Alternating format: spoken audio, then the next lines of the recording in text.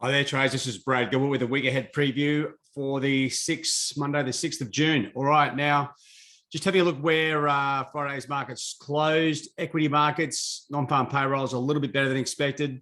Equities come off. Basically, stronger US numbers leads towards a more aggressive tone from the Fed, further interest rate hikes, all that sort of stuff. And so any strong numbers from the US are going to create that shift down in equities. Now, we've been sort of talking about this. It's been a long sort of 2.5, almost 3 weeks since we've had the big key data.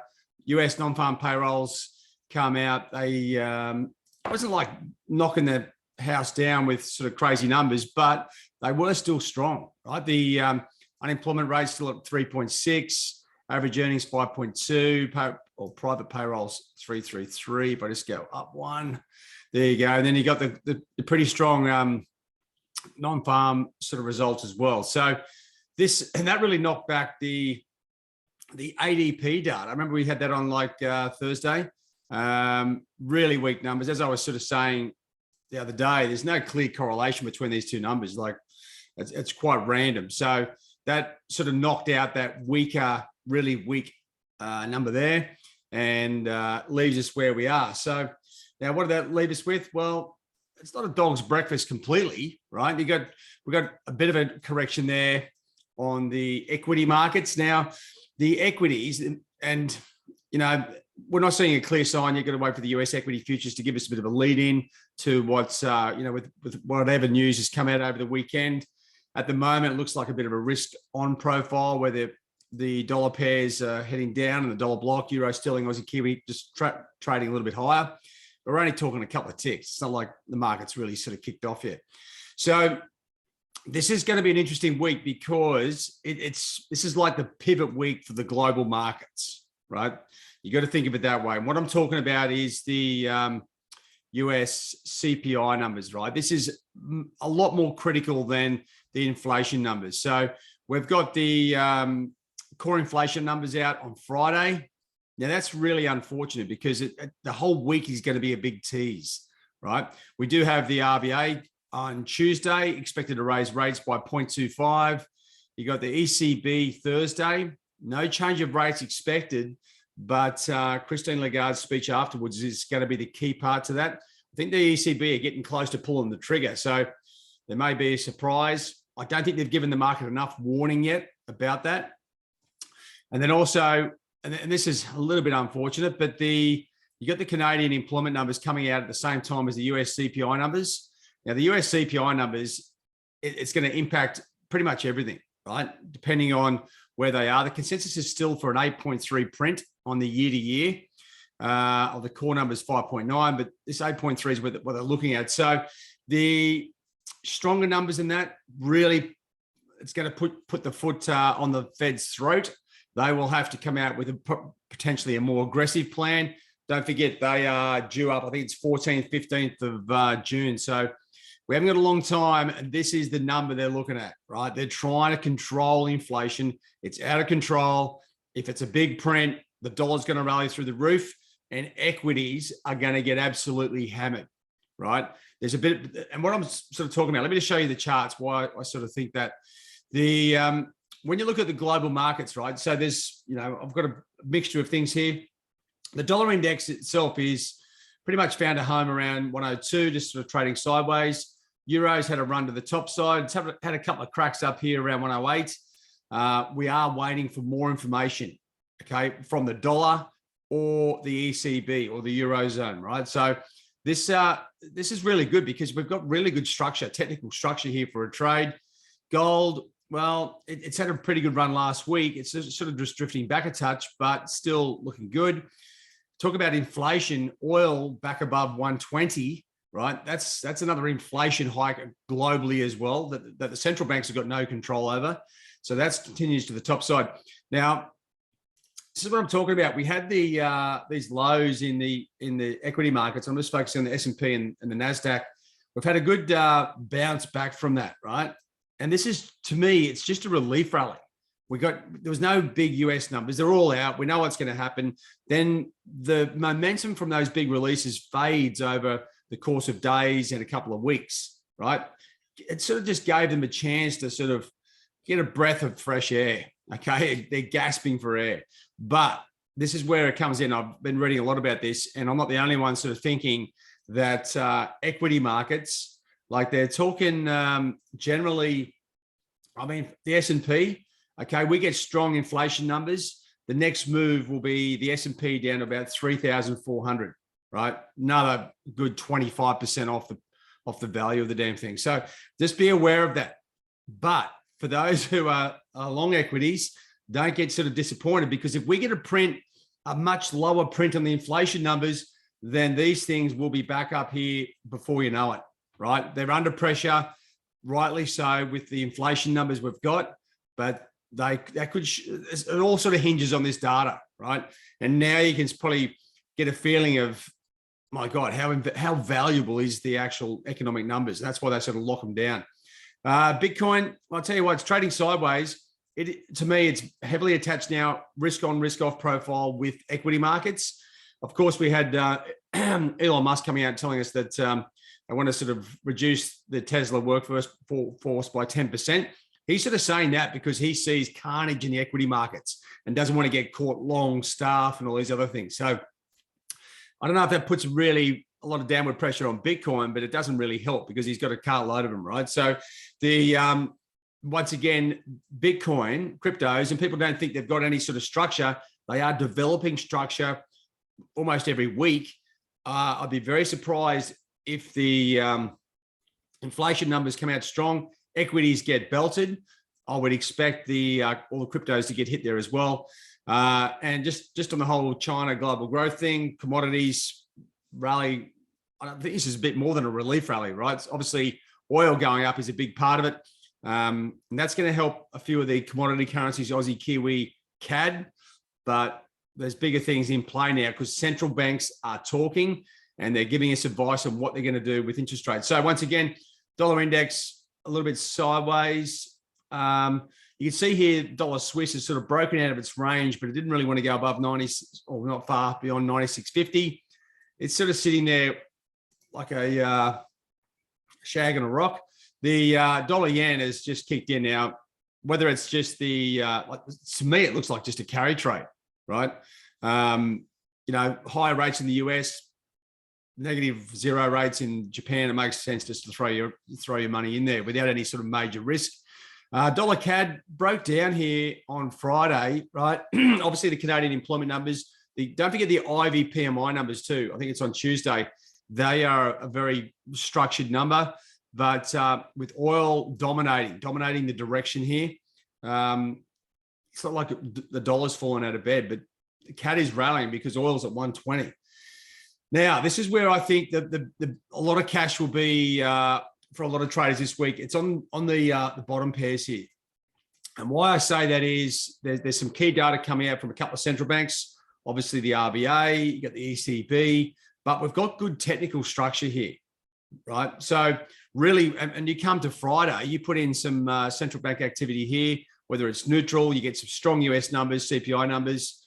The Aussie's prime for a move down, as is obviously Euro, but that's where you've got to piece it all together and think, well, what else is going on here? Thursday, we've got the ECB, right? So if I just bring you back across here, just have a look, because there's more to this week than sort of just hanging out waiting for the Friday's US CPI numbers. So I mean, you can see the sort of core numbers now. This is the really top tier numbers you've got here. Business confidence numbers obviously going to be important. The central banks, two central bank meetings, they are at the forefront. Canadian unemployment, US inflation. But there's more to the week. Now, if I just drop this back to include, say, the second tier numbers and the top tier numbers, you'll see that there's a lot more things coming out. Now, I don't think the balance of trade numbers are anything worth looking at. I've never sort of found them to be like a blockbuster number. The RBA, obviously key. Then as you scroll down, right, now what you're trying to do with a really big number, like the CPI is the epicenter of all the events, right? That's the key thing everyone's waiting for. So don't go and start throwing your cash around aggressively when we're waiting. The big one's Friday, right? So I was just saying there before that the CAD Ivy PMI numbers, really good, like directional number for the Canadian dollar, right? So, and they got some crude oil stocks. That's probably worth a look considering what's going on with oil. Now, business confidence numbers, once again, a bit of a number that could come in with a bit of a vibe. Don't forget, these business confidence numbers are a day after the RBA meeting. They're expected to raise by 0.25. So it's really going to depend on their statement, right? If they go that we're raising rates, we're going to see how it goes, or it's like we're raising and we're doing more and more, which I would think is the case, then really big business confidence numbers sends it higher. I can tell you what, all the business confidence numbers across all countries at this point, all the developed countries, should start to weaken, right? They can all see higher interest rates. They can all see retailers being crippled with their credit cards and housing loans and everything else. I mean, there's been so much expenditure. So I'm thinking they're going to be weak. So obviously that would support a situation here where the Fed raises by 0.25 and says, that's it. You get weakness here, and that could sort of give the Aussie sort of direction from there, right? That's how you piece these things together. Now, sterling, Halifax house prices, like a good number to sort of check out what's going on with the housing market there. Is it going to do anything for us? Depends on, at the time, what sterling's doing. It's already sort of looks like it's ready to go back down. That's what it looks like. But once again, the US CPI numbers will be key to that. You come into Thursday, and this is what you got to understand, right? So the ECB, no change of rates expected, but it doesn't mean they don't change rates. Like, it's usually telegraphed. And what they do is a week or two before, they'll say, look, we're looking at raising rates or doing something, with rates. They are getting closer to doing that. They're sort of talking about we may have to do something, right? They're not stupid. They don't want to send the market into a panic. And that's why they do it in speeches ahead of these meetings. So when they go into the meeting, you generally know what's going to happen. But so that they get to do a fresh analysis and a fresh assessment. And this is covered in the press conference, right? 45 minutes later. So don't think it's over for the euro on Thursday after the interest rate decision comes out as zero, right? There'll be some blurb on bits and pieces, but the key part will be the press conference. And that's where the journos get a chance to challenge Christine Lagarde and ask her, what's going on? What's the plan? What are you doing? And she may let the cat out of the bag, or it may come out in a statement, but that's a key event for the euro, right? Then from there, you can pretty much get yourself ready to get busy on dollar CAD, because you've got the Bank of Canada Governor McCallum and Rogers speaking there. This is actually a good one too. On Friday, if you're in the Asian session, keep an eye on. This is the first time we're going to see some real inflation numbers out of China. Right? I think a lot of the data there is manipulated, but it's coming out by itself. There's no other data coming out, so it gives us a look at China, see if those numbers impact, particularly Australia and New Zealand. Right, China is their biggest importer of goods from those two countries. So if inflation there is going up or down, or we're trying to see if there's an impact. So then future data releases, we know to keep an eye on it. That's more what I'm getting to. Then you come into the Canadian employment numbers, right? It's not as crazy as the non-farm payrolls, but this is the week, every second month it comes out by itself. It gives the Canadian dollar a chance to shine by itself. What you want to be doing is having a close look at what oil is doing. Where's the momentum? Where's direction in dollar CAD before the release?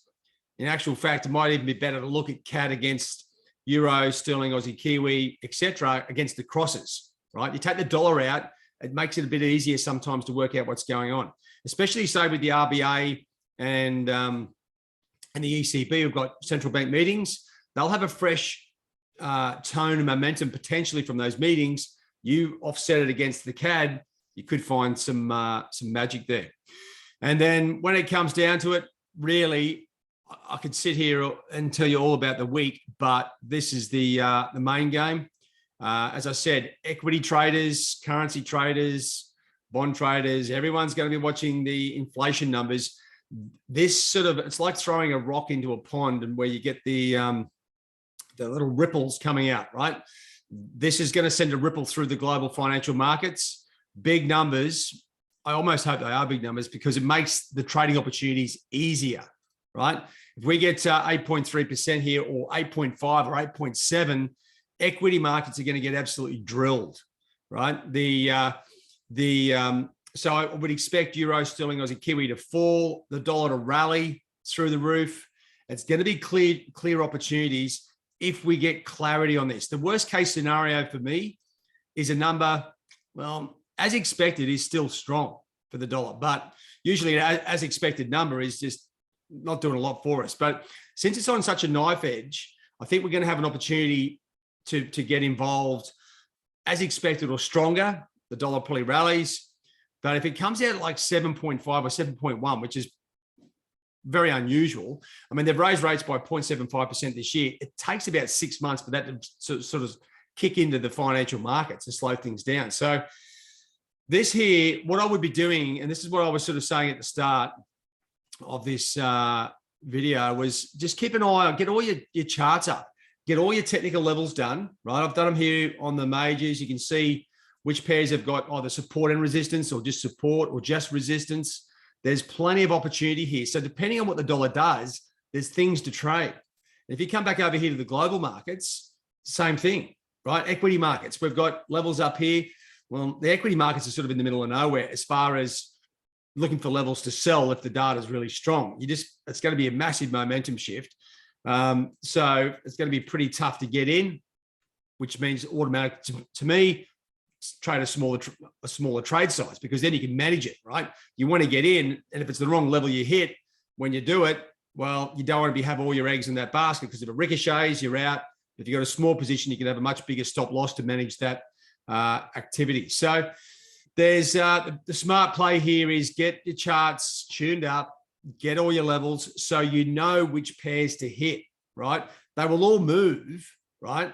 If we get a strong, really strong US number, they'll all move, but yeah, that's fine. But if you're trading a currency that's in the middle of a range, it's going to be a lot looser than a pair. So here, the Aussie, we've got a clear level to get in here as it breaks down through that. Whereas sterling, where do you get in? You're going to try and get in wherever, right? It's a bit looser. So that's what I'm talking about. Get your charts tuned up, work out how much capital you're going to be putting on the opportunities. This is not a situation of just because it's a big number, you go gangbusters and, put the kitchen sink on it. It's more of a case of trying to make money out of the opportunity without falling over your feet, right? This is where traders get really frothy, right? And what I'm talking about is they start salivating, thinking, wow, you know what? I'm going to make all my money in this trade. You go in with that attitude, you're going to come unstuck because there's quite a few variables here. They all need to line up. Then you need the liquidity to be sort of nice for you.